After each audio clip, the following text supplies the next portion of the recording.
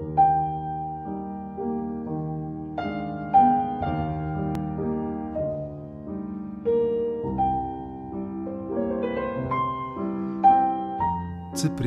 Kamil Norwid.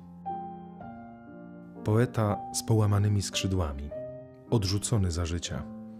Najmłodszy z trójki naszych wielkich romantyków.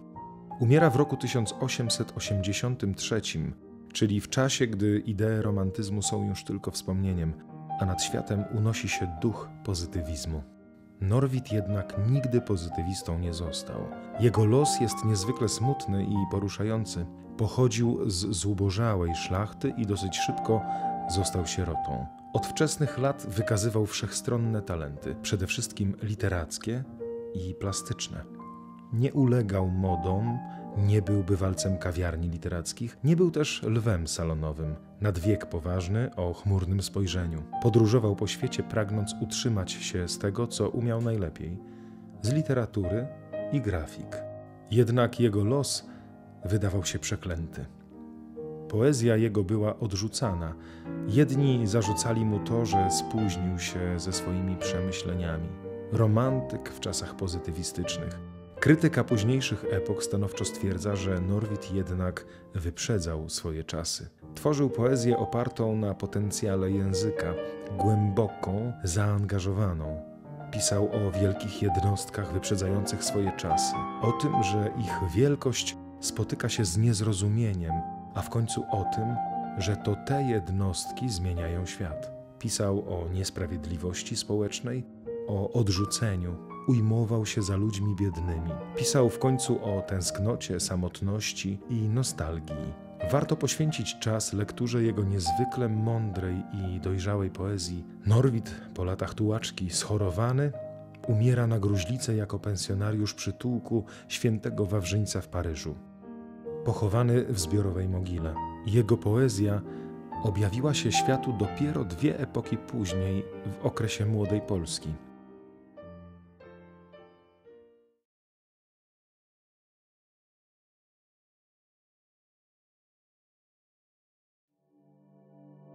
Jak się nie nudzić, gdy oto nad globem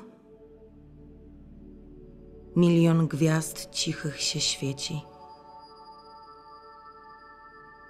a każda innym jaśnieje sposobem, a wszystko stoi i leci. I ziemia stoi i wieków otchłanie. I wszyscy żywi w tej chwili, z których i jednej kostki nie zostanie. Choć będą ludzie jak byli. Jak się nie nudzić na scenie tak małej, tak niemistrzowsko zrobionej, gdzie wszystkie wszystkich ideały grały,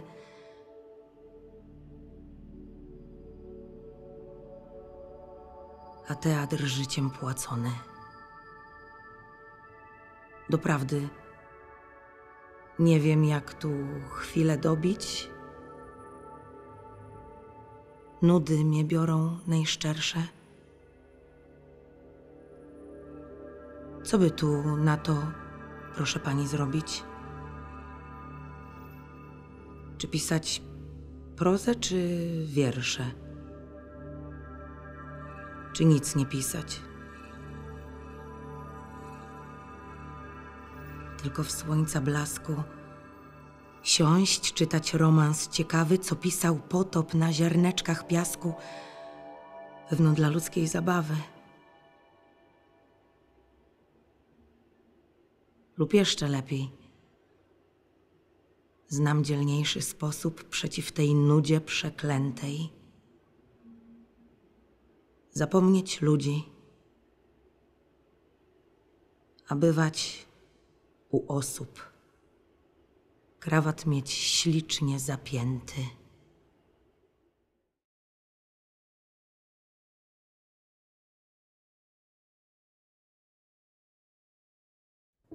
Byłem wczoraj w miejscu, gdzie mrą z głodu. Trumienne izb oglądałem wnętrze. Noga powinęła mi się u schodu na nieobrachowanym piętrze. Musiał to być cud, cud to był, że chwyciłem się belki spróchniałej, a gwóźdź w niej tkwił, jak w ramionach krzyża. Uszedłem cały, lecz uniosłem pół serca, nie więcej, wesołości zaledwo ślad. Pominąłem tłum jak targ bydlęcy, obmierzł mi świat.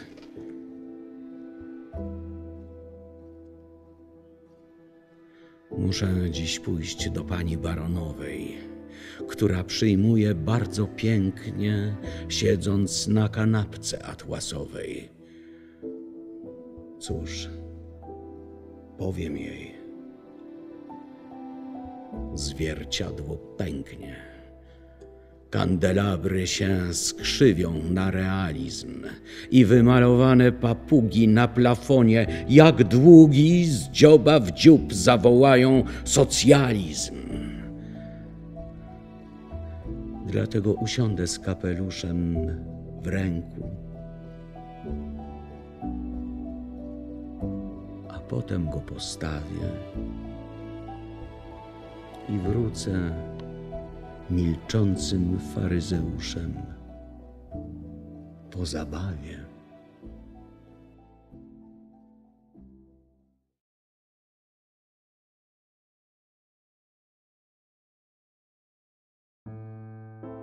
Na śliskim bruku w Londynie, w mgle podksiężycowej, białej, niejedna postać cię minie, lecz ty ją wspomnisz, struchlały.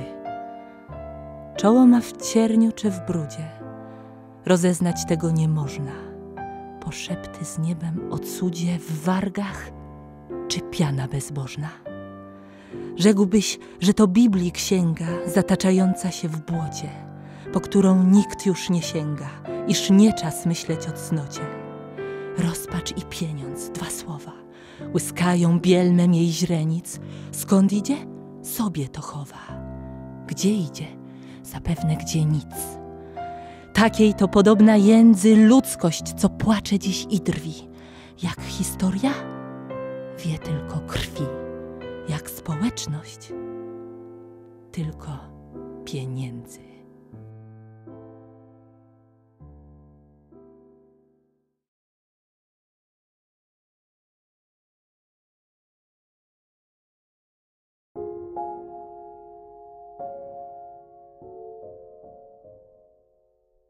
Nad Capuletich i Montekich domem, spłukane deszczem, poruszone gromem, łagodne oko błękitu patrzy na gruzy nieprzyjaznych grodów, na wywrócone bramy do ogrodów i gwiazdę zrzuca ze szczytu.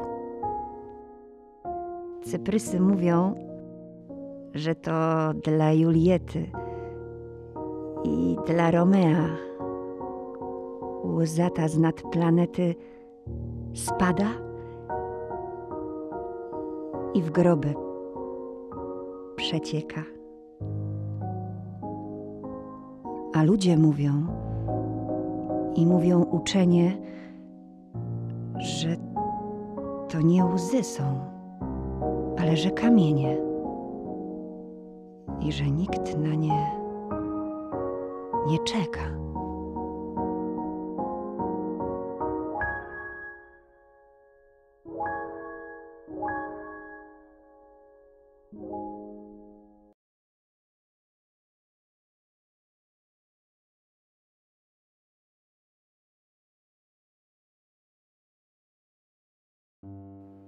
Nad stanami jest i stanów stan, jako wieża nad płaskie domy, stercząca w chmury. Wy myślicie, że i ja nie Pan, dlatego że dom mój ruchomy z wielbłądziej skóry. Przecież ja aż w nieba łonie trwam, gdy ono duszę mą porywa jak piramidę. Przecież ja ziemi tyle mam, ile jej stopa ma pokrywa, dopokąd idę.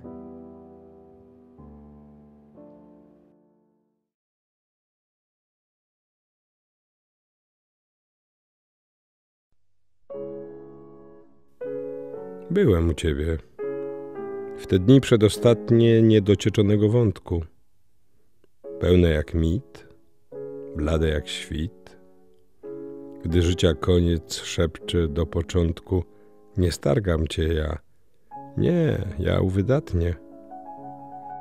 Byłem u ciebie w dni te przedostatnie, gdy podobniałeś co chwila do opuszczonej przez Orfeja liry, w której się rzutu moc z pieśnią przesila i rozmawiają z sobą struny cztery, trącając się po dwie i szemrząc z cicha, zacząłże on uderzać w ton?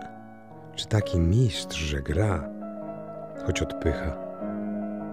Byłem u ciebie w te dni, Fryderyku, którego ręka dla swojej białości alabastrowej i wzięcia, i szyku, i chwiejnych dotknięć, jak strusiowe pióro, mieszała się w oczach z klawiaturą z słoniowej kości. I byłeś jako owa postać, którą z marmurów łona niźli je kuto odejma dłuto geniuszu wiecznego Pigmaliona. A w tym coś grał i co zmówił ton i co powi, choć inaczej się echa ustroją, niż gdy błogosławiłeś sam rękę swoją wszelkiemu akordowi. A w tym coś grał, taka była prostota doskonałości peryklejskiej, jakby starożytna, która cnota w dom modrzewiowy wiejski wchodząc rzekła do siebie: odrodziłam się w niebie i stałem się arfą wrota, wstęgą ścieżka, hostie przez blade widzę zboże, Emanuel już mieszka na taborze. I była w tym Polska, od zenitu wszech doskonałości dziejów, wzięta tęczą zachwytu, Polska przemienionych kołodziejów. Taż sama zgoła, złoto pszczoła, poznał ci, żebym ją na krańcach bytu. I oto pieśń skończyłeś. Już więcej nie oglądam cię, jeno słyszę coś, jakby spór dziecięcy, a to jeszcze kłócą się klawisze o niedośpiewaną chęć i trącają się z cicha po 8, po 5, szemrząc, począł, że grać, czy nas odpycha? A ty, co jesteś miłości profilem, któremu na imię dopełnienie, te, co w sztuce mianują stylem, iż przenika pieśń, kształci kamienie, o ty, co się w dziejach zowiesz erą, gdzie zaś ani historii zenit jest, zwierz się razem duchem i literą i konsumatum est. O ty, doskonałe wypełnienie, jakkolwiek jest twój i gdzie znak, czy w Fidiasu, Dawidzie, czy w Chopinie, czy w Eschylesowej scenie, zawsze zemści się na tobie brak. Piętnem globu tego niedostatek. Dopełnienie go boli, on rozpoczynać woli i woli wrzucać wciąż przed siebie zadatek. Głos, gdy dojrzał jak złoty kometa, ledwo go wiew ruszy, deszcz pszenicznych ziarn pruszy, sama go doskonałość rozmieta. Oto patrz, Fryderyku, to Warszawa. Pod rozpłomienioną gwiazdą dziwnie jaskrawa. Patrz, organy u fary, patrz, twoje gniazdo. Owdzie patrycjalne domy stare jak pospolita rzecz. Bruki placów, głuche i szare, i Zygmuntowy w chmurze miecz. Patrz, z zaułków w zaułki kaukaskie się konie rwą, jak przed burzą jaskółki, wyśmigając przed półki po 100. Gmach zajął się ogniem, przygasł znów, zapłonął znów.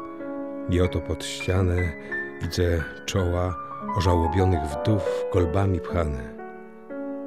I znów widzę, acz dymem oślepian, jak przez ganku kolumny sprzęt podobny do trumny wydźwigają runą twój fortepian. Ten, co Polskę głosił, od zenitu wszech doskonałości dziejów wziętą hymnem zachwytu Polskę przemienionych kołodziejów. Ten sam runął na bruki z granitu. I oto jak zacna myśl człowieka, poterany jest gniewami ludzi lub jak od wieka wieków wszystko, co zbudził. I oto jako ciało Orfeja 1000 Persji rozdziera go w części, a każda wyje: nie ja, zębami chrzęść. Lecz ty? Lecz ja. Uderzmy w sądne pienie, nawołując: ciesz się, późny wnuku. Jękły głuche kamienie. Ideał sięgnął bruku.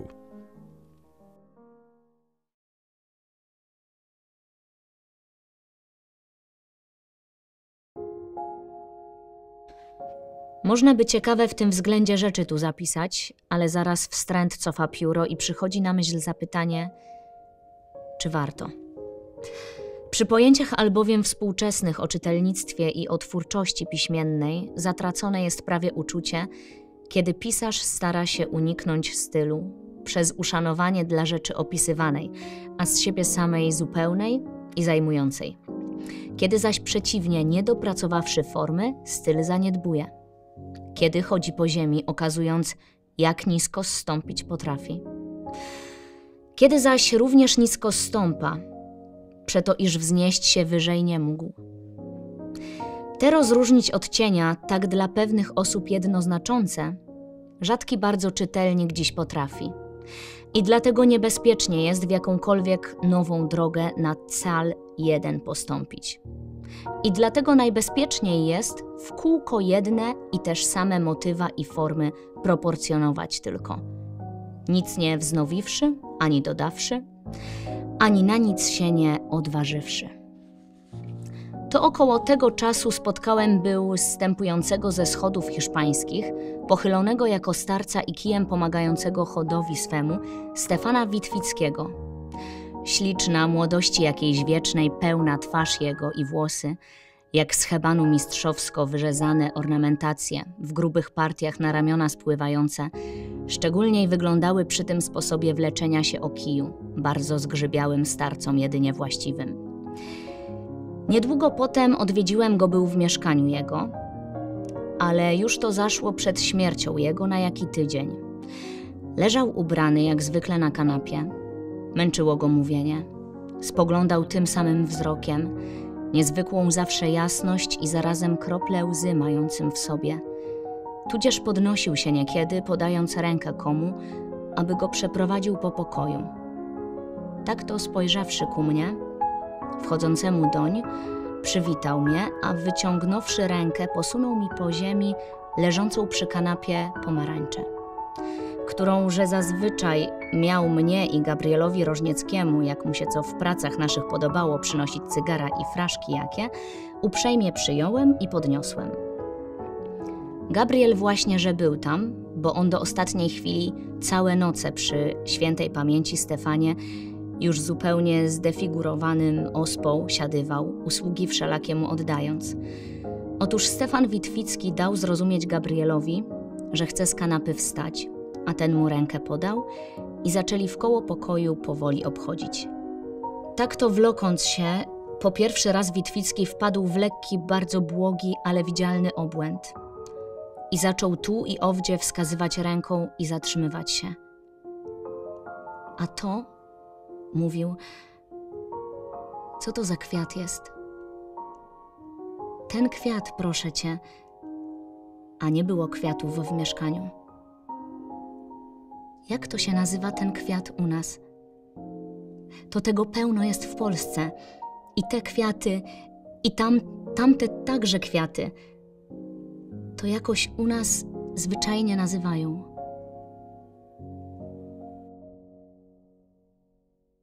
Później, kiedy do Europy powróciłem, Adam Mickiewicz mieszkał w okolicy Placu Bastylii w gmachu Biblioteki Arsenału, gdzie i bibliotekarzem był. Miejsce to przepowiedziany przez niego człowiek z dynastii Wielkiego Napoleona, dzisiejszy imperator francuski, ofiarował świętej i wiekopomnej pamięci Adamowi Mickiewiczowi miejsce szczupłe, mało nawet jako fundusz dla familii licznej poety przynoszące, a ofiarowane mu zdaje się dobrze już potem, kiedy w dziennikach czytało się, iż profesor kolegium francuskiego Adam Mickiewicz i małoliczni inni odmówili przysięgi na wierność imperatorowi francuskiemu.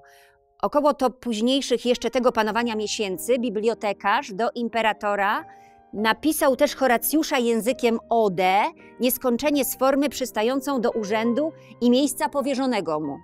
Więc to, krótko przed misją na wschód, na jaką z bibliotekarstwa udał się był pan Adam, zaszedłem doń do gmachu Biblioteki Arsenału, gmachu ciemnego z korytarzami i kamiennymi schodami. Było to w niedzielę, bo pamiętam, że ze mszy szedłem i książkę z sobą miałem. A szedłem go przywitać więcej niż kiedykolwiek serdecznie, bo bliżej. Bliżej zaś z powodu, iż dochodziło mię było, że wspominał mnie, kiedy w Ameryce zostawałem, a kiedy tam odpłynąłem, powiedział tylko komuś, to on tak jakby na Père Lachaise jechał.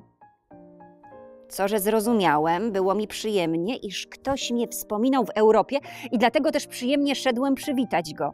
Wesoło spojrzał na mnie i uścisnął i rozmawiałem z nim do zachodu słońca, bo pamiętam, że czerwono zrobiło się w oknie, kiedy myśliłem odejść. Pokoik był malutki, z piecykiem dobrze zapalonym, gdzie od razu do razu pan Adam poprawiał nieco węgle kijem. Ubrany był pan Adam w futerko wytarte, szaraczkowym suknem powleczone, które skąd w Paryżu można było dostać tej barwy, kroju i podżyłości? Pytanie ciekawe, bowiem była to, zdaje się, kapota, jaką zagonowa szlachta zimą nosi w prowincjach dobrze od Warszawy oddalonych. W pokoiku wisiała piękna rycina przedstawiająca świętego Michała Archanioła, podług oryginału, który jest u kapucynów w Rzymie, czy też podług tego obrazu Rafaela, który w Luwrze jest. Tego dobrze nie pamiętam. Jakże Ostrobramska Matka Najświętsza i Dominikana oryginalny rysunek, komunię świętą Hieronima przedstawiający. Jeszcze także rycinka mała z Napoleona I przed generalstwem jego portretowana, a pod nią daguerotyp mężczyzny sędziwego, prosto stojącego, w surducie zapiętym, jak chodzą francuskie inwalidy. A był to czas właśnie pierwszych wojennych kroków ostatniej wojny. To było jeszcze przed śmiercią małżonki Adama Mickiewicza, po której to śmierci i pogrzebie, na jakie 2 tygodnie zaszedłem znów do pana Adama o godzinie może 10 rano i zastałem go w progu drzwi wychodzącego właśnie. Także drzwi, kiedy otworzyłem, wpadłem nań. Wrócił więc na jakie 1,5 godziny jeszcze, przez które z nim mówiłem, a potem razem też wyszliśmy, bo miał być gdzieś iść jeszcze one 1,5 godziny pierwej. Mówił mi o śmierci żony szczegółowo, bardzo pogodnie, małe zboczenie robiąc, że nieświadomość prawdy tylko daje przerażenie zgonu i rzeczy śmierci dotyczących. Aż kiedy przy jednej z ulic ja miałem inaczej obrócić drogę, a on gdzie indziej iść, ścisnął mnie za ramię i mocnym głosem rzekł mi: no, adieu, że nigdy ani po francusku, ani tym tonem nie żegnał mnie był, a tyleć razy rozchodziliśmy się. Przeszedłem potem nieledwie na drugi koniec miasta i na schody do siebie wstępując słyszałem jeszcze to słowo: adieu. Przypadek zrządził, że nie mogłem widzieć odtąd pana Adama ani pożegnać go, kiedy na wschód wyjeżdżał. Słowem, że to ostatnie było one dziwnie mi podówczas brzmiące pożegnanie. Co aby jaśniejszym było, dodać trzeba, że nieboszczyk, pan Adam, miał to do siebie, iż nie tylko co mawiał, ale i jak mawiał. Zatrzymywało się w pamięci.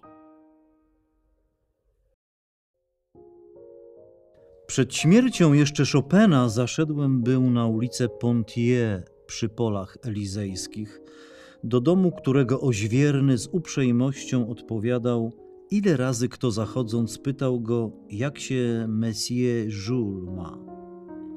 Było to więc jakoś około 5:00 po południu, kiedy przedostatni raz byłem tam u Juliusza Słowackiego, który właśnie kończył obiad swój, z zupy i pieczonej kury składający się. Siedział przeto Słowacki przy stoliku okrągłym na środku pokoju, ubrany w długie, podszarzane paletu i w amarantową, spłowiałą konfederatkę, akcentem wygody na głowę zarzuconą.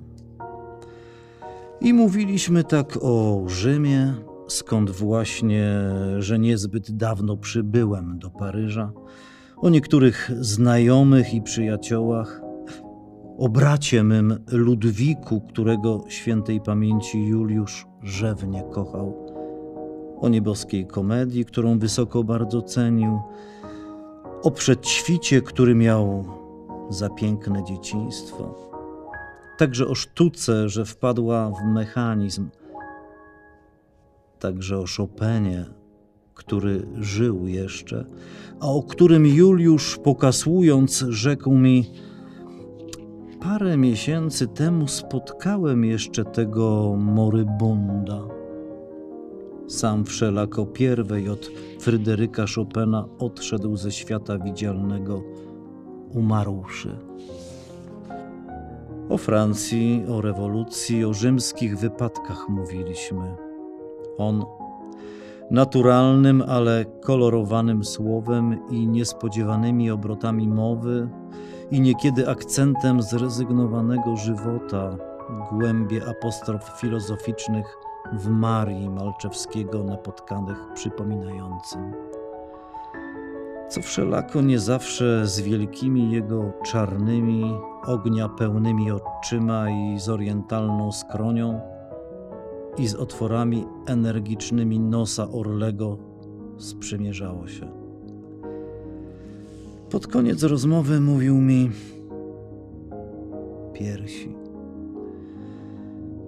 piersi nadwyrężone mam. Każą mi już tylko cukierki jeść, co chwilowo łagodzi kaszel, żołądkowi za to o tyleż szkodząc. Przyjdź jeszcze w przyszłym, w zaprzyszłym tygodniu, potem czuję, że za niedługo i odejść z tego świata przyjdzie mi. Wyraźnie mi to mówił, bawiąc się cybuchem fajki swojej, tam i owdzie powoli poruszanym jako wahadło zegaru ściennego. W następującym tygodniu pośpieszyłem znowu zajść do Słowackiego, ale spotkałem kogoś, można by rzec, z uczniów jego, który odeń powracał, a było już ciemno, i ten powiedział mi: jutro lepiej zajdź do Juliusza, bo właśnie dlatego wyszedłem od niego, iż nie swój jest. Jakże się ma? Spytałem. Nie wiem, odpowiedział mi, ale tyle ci tylko powiem, iż wedle słów Juliusza bardzo wątpi o zdrowiu swym i zawzywał już dzisiaj pomocy i opieki świętego Michała Archanioła, tusząc, że mu to sił na jakiś czas użyczy. Te słowa usłyszawszy, lubo bez dwuznacznego zadziwienia, powiedziałem, że Słowacki bardzo religijny był. Na inny dzień odwiedziny moje odłożyłem. Ten inny dzień w następnym tygodniu wypadł, ale już to o rannej godzinie było i było to tak, że wszedłszy pierwszy widziałem ciało zimne Juliusza, bo w nocy poprzedniej, sakramentami opatrzony, list od matki swej nadeszły właśnie w chwili skonania, odczytawszy, zasnął śmiercią i w niewidzialny świat odszedł. Mało piękniejszych twarzy umarłego widzi się, jako była twarz Słowackiego. Mam rysunek Juliusza, który on w Egipcie rysował z natury, bo pejzaże zwłaszcza rysował wcale dobrze. Ale przeciąłem pamiątkę tę na dwie części i jedną do albumu osoby z kraju przybyłej ofiarowałem, drugą zostawiając sobie, aby sprawdziły się słowa w Beniowskim napisane, iż prawą rękawiczkę twą zawieszą w muzeum jakim, a o straconą lewą będą skargi. Ironia bowiem taka nadobnie bezzjadliwa, jako ironia Juliusza pośmiertnym bynajmniej wspomnieniem nie zawadza. Owszem, brzmi ona podobnie tym słowom, które Filip Macedoński przy budzeniu się powtarzać sobie kazał. Królu, słońce już wschodzi, pomnij przez cały dzień, że śmiertelnikiem jesteś.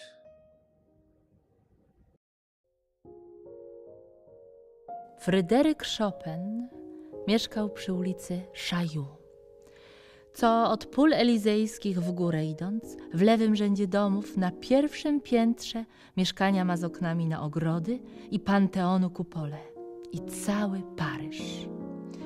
Jedyny punkt, z którego napotykają się widoki cokolwiek zbliżone do tych, które w Rzymie napotykasz. Takie też i Chopin miał mieszkanie, z widokiem takim, którego to mieszkania główną częścią był salon wielki o 2 oknach, gdzie nieśmiertelny fortepian jego stał. A fortepian bynajmniej wykwintny, do szafy lub komody podobny, świetnie ozdobiony jak fortepiany modne, ale owszem trójkątny, długi, na nogach 3, jakiego zdaje mi się już mało kto w ozdobnym używa mieszkaniu. W tym salonie jadał też Chopin o godzinie 5, a potem zstępował jak mógł po schodach i do Bulońskiego Lasku jeździł, skąd wróciwszy wnoszono go po schodach, iż w górę sam iść nie mógł. Tak, jadałem z nim i wyjeżdżałem powielokroć. I raz do Bohdana Zaleskiego, który w Passy mieszkał wtedy, po drodze wstąpiliśmy, nie wchodząc doń na górę do mieszkania, bo nie było komu Chopina wnieść. Od zdarzenia tego ubiegło wiele czasu, a ja nie zachodziłem do Chopina, wiedząc tylko zawsze jak się ma i że siostra jego z Polski przybyła. Nareszcie zaszedłem razu jednego i odwiedzić go chciałem. Służąca francuska powiada mi, że śpi. Uciszyłem kroku, karteczkę zostawiłem i wyszedłem. Ledwo parę zstąpiłem schodów, służąca powraca za mną, mówiąc, iż Chopin, dowiedziawszy się, kto był, prosi mnie, że jednym słowem nie spał, ale przyjmować nie chce. Wszedłem więc do pokoju obok salonu będącego, gdzie sypiał Chopin, bardzo wdzięczny, iż widzieć mi chciał, i zastałem go ubranego, ale do pół leżącego w łóżku z nabrzmiałymi nogami, co że w pończochy i trzewiki ubrane były. Od razu poznać można było. Siostra artysty siedziała przy nim, dziwnie z profilu doń podobna. On, w cieniu głębokiego łóżka z firankami, na poduszkach oparty i okręcony szalem, piękny był bardzo, tak jak zawsze. W najpowszedniejszego życia poruszeniach, mając coś skończonego, coś monumentalnie zarysowanego. Coś, co albo arystokracja ateńska za religię sobie uważać mogła była w najpiękniejszej epoce cywilizacji greckiej, albo to, co genialny artysta dramatyczny wygrywa, na przykład na klasycznych tragediach francuskich, które lubo nic są do starożytnego świata przez ich teoretyczną ogładę niepodobne. Geniusz wszelako takiej na przykład Racheli umie je unaturalnić, uprawdopodobnić i rzeczywiście uklasycznić. Taką to naturalnie apoteotyczną skończoność gestów miał Chopin, jakkolwiek i kiedykolwiek go zastałem. Owóż przerywanym głosem dla kaszlu i dawienia wyrzucać mi począł, że tak dawno go nie widziałem. Potem żartował coś i prześladować mnie chciał najniewinniej o mistyczne kierunki, co że mu przyjemność robiło, dozwalałem.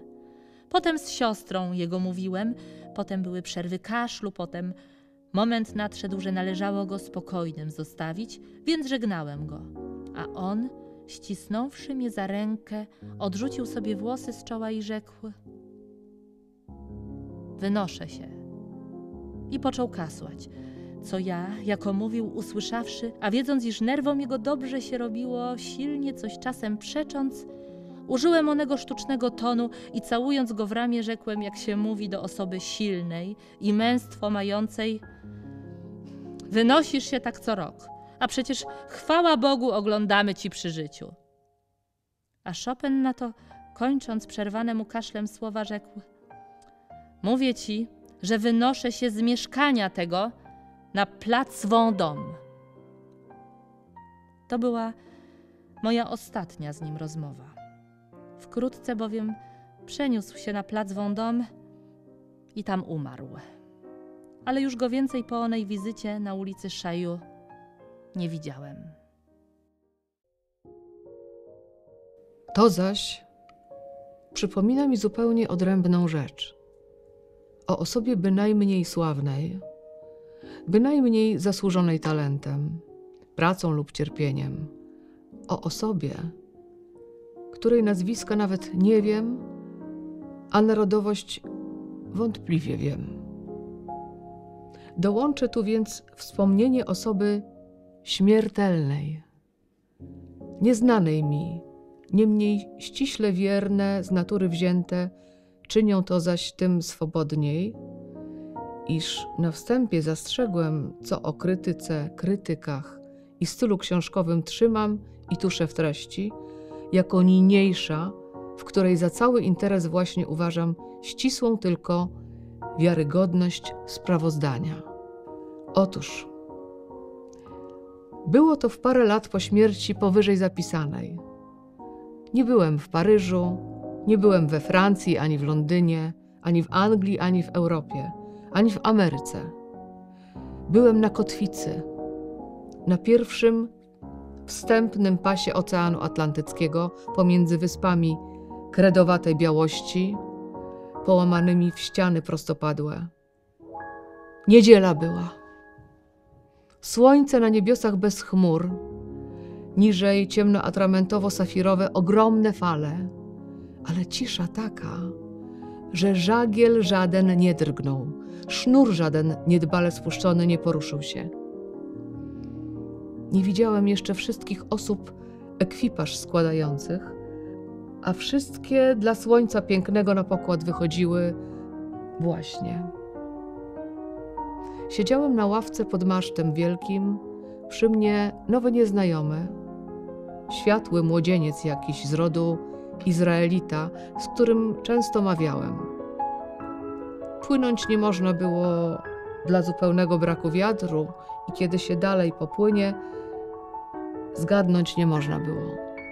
Kiedy tak siedziałem, nieskończoną przestrzeń fal przed oczyma mając, przewiała przed nami suknia kobieca, a obok mnie siedzący współpodróżnik rzecze mi po francusku: patrz pan, który jesteś artystą, jaka piękna kobieta właśnie przeszła. Biednemu pieskowi w tę wielką podróż zabranemu mleka na talerzu wynosząc, w dzień, w który wszyscy cieszyli się pogodą i niedzielą, a to szczenie biedne ani wiedziało, gdzie i na jak długo za nie podziało się.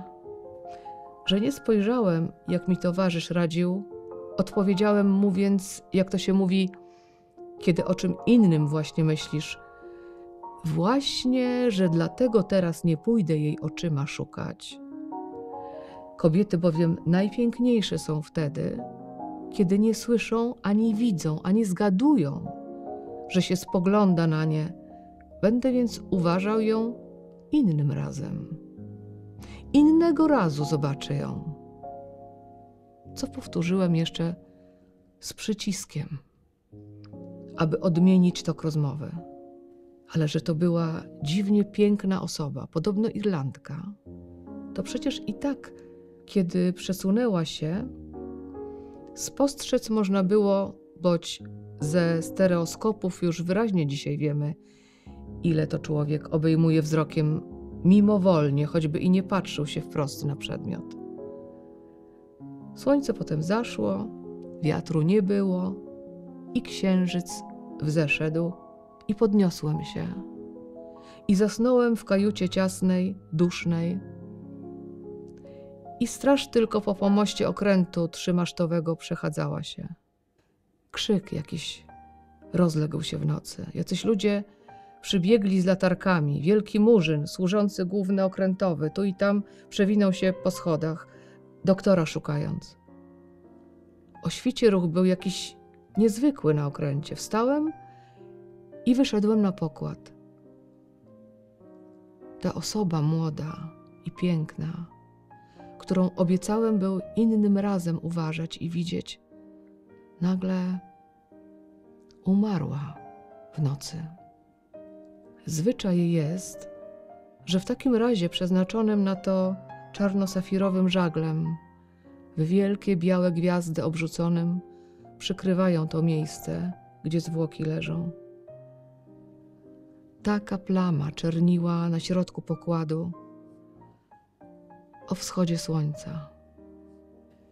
Tu przychodzi mi na myśl, czy poezję tę warto jest dla cynicznego czytelnictwa dzisiejszego piórem z niepamięci wywodzić i określać. Romans jaki, fantastycznie skłamany po zażyciu indyjskiego haczysz, przyjemniejsze i pożądańsze wrażenie zrobił. Przy ulicy Tour de Dame na wzgórzu jest dom, do którego dopiero wszedłszy, rozkład schodów i fragmenta z gliny polowanej XIV-wieczne, florenckie, okazują, iż poważnego artysty to mieszkanie. Tam, gdy niedawno wszedłem, a potem na najwyższe piętro do atelier pana de la Rocha. Wielki artysta raczył mi pokazać ostatni obraz swój, właśnie że skończony. Była to rzecz wielkości dużego półarkusza, malowana na drzewie.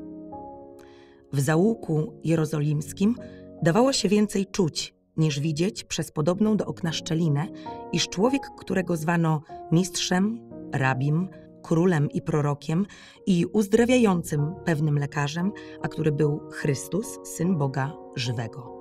Oto obraz cały z męki pańskiej, w którym osoby Zbawiciela widocznej nie ma, ale jest ona tylko w gamie wyrazów twarzy osób, mękę pańską widzących, wyrażona. Wielce uradowany, iż jest przecie na świecie artysta, patrzyłem na ten maleńki obrazek. Sądzę, iż obraz taki następstwa swoje mieć powinien i że sam jeden, oderwanie wzięty, niepełną jest rzeczą. Na co mi pan de la Roche odpowie, 3 właśnie takie robić chcę, aby to sformowało trylogię. Tak, 3 dopiero obrazy tego rodzaju razem wzięte okażą całość. I parę kroków ku drzwiom ze mną zrobiąc, po 2-kroć dodał, skoro tylko 2 inne obrazki zrobię, pokażę je panu. Pokażę je.